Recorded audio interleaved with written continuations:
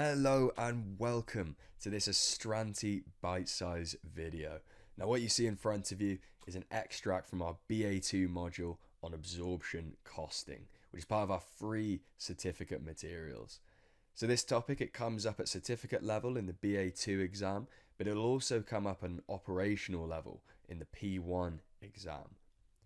So absorption costing, it helps to determine the full production cost per unit. And accounting standards require companies to use absorption costing in their financial reporting. So it is vital that you know what it is and how you can work it out.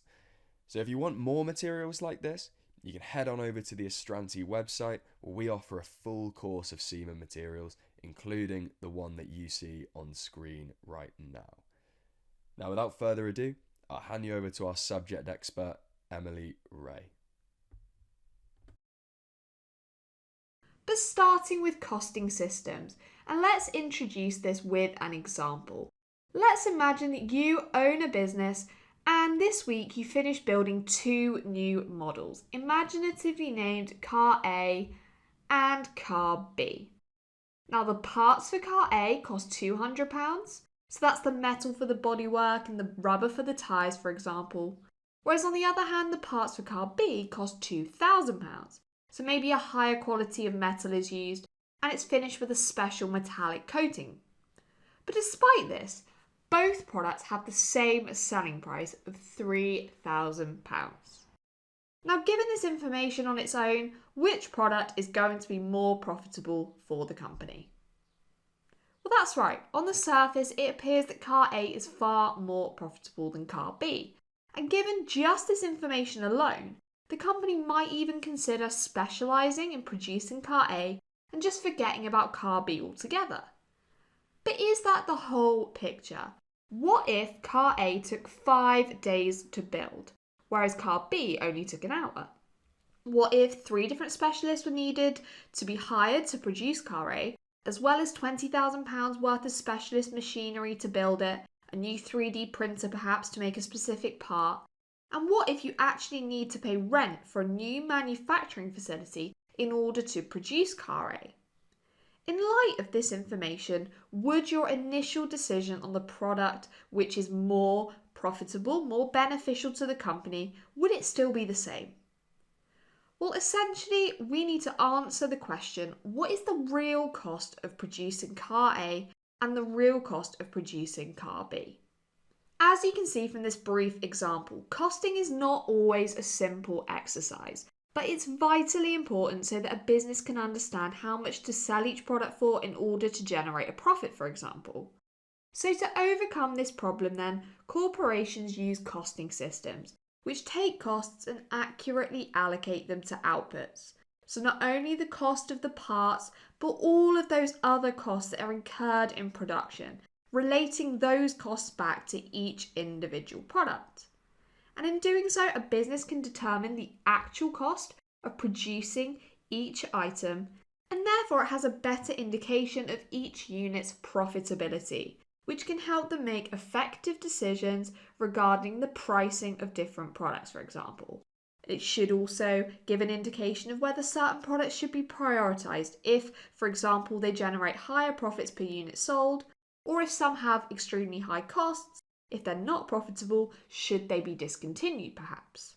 So that's a brief example, but let's see exactly how a business can make use of a costing system, and we'll start with the absorption costing system, or full costing, which is an accounting method that's used to determine the full production cost per unit.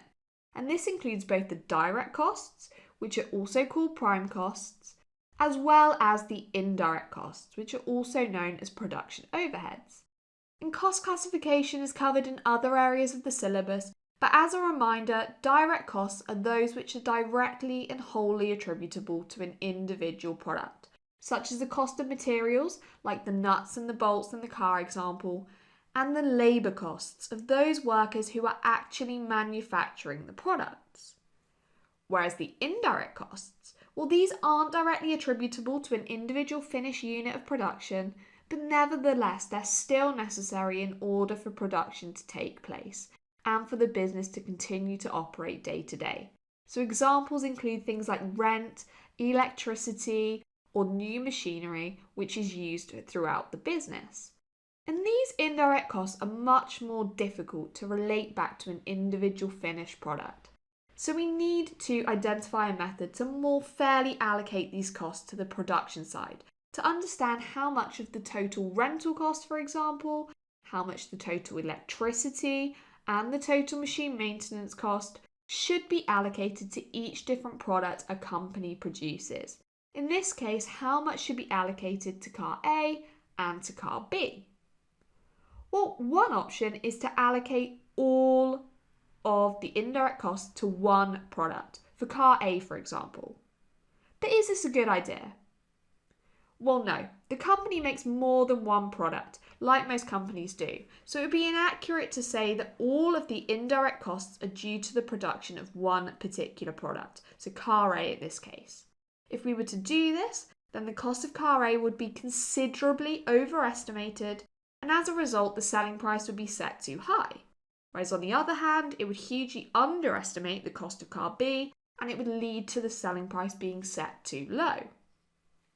Okay, so what about splitting the costs equally? Is this fair? Well, again, this would also be incorrect. Splitting the cost 50-50 between the two products doesn't accurately reflect the costs that the company incurs in manufacturing each of them.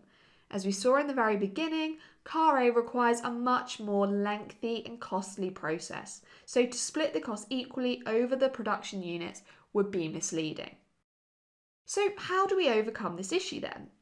Well, this is where the absorption costing system comes in handy, which provides a way to accurately calculate the cost of these overheads and to allocate them to particular cost centres based on relevant information. And the definition of a cost centre is part of an organisation which can have particular costs charged to it. So for example, the salaries of the staff in the admin department would be charged to the admin cost centre.